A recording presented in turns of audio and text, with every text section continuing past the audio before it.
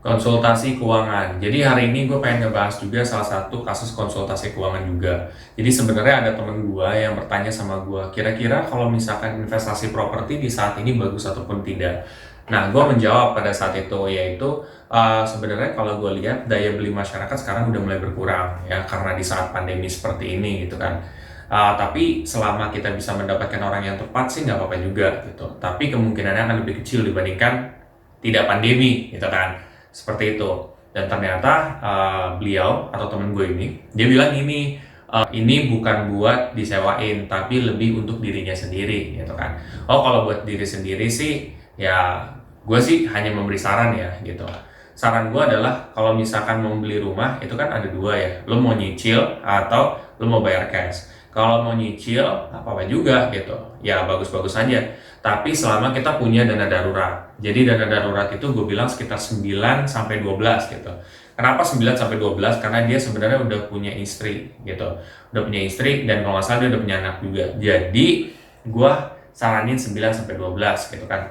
Karena tanggungan dia besar. Nah, kalau misalkan terjadi apa-apa sama dia gitu kan, misalkan dia ternyata nyicil rumah, ujung-ujungnya dia ternyata dipecat dari pekerjaan, ya kan kasihan juga gitu. Kalau nggak punya dana darurat, anak istrinya mau gimana gitu kan. Itu jadi dipikirin, menurut gua set of priorities-nya itu ke sana gitu kan, ke dana darurat dulu tuh. Ya udah, setelah itu setelah udah terkumpul tuh dana daruratnya, baru deh itu untuk cicil buat beli rumah.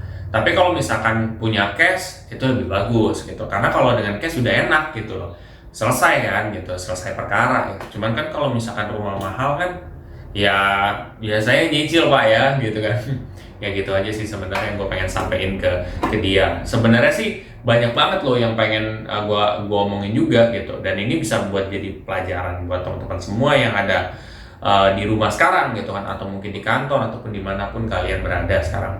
Nah, terus juga kalau misalkan mau mencicil itu pun utang nggak boleh lebih daripada 30% setiap bulan ya gitu, maksimal segitulah gitu. Cuman mentang-mentang maksimal segitu ya jangan dimaksimalin juga gitu.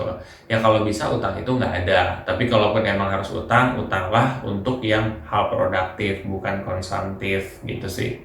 Karena dengan kalian hutang dengan produktif ya, dengan produktif itu hasilnya itu bisa mendapatkan uang lagi gitu.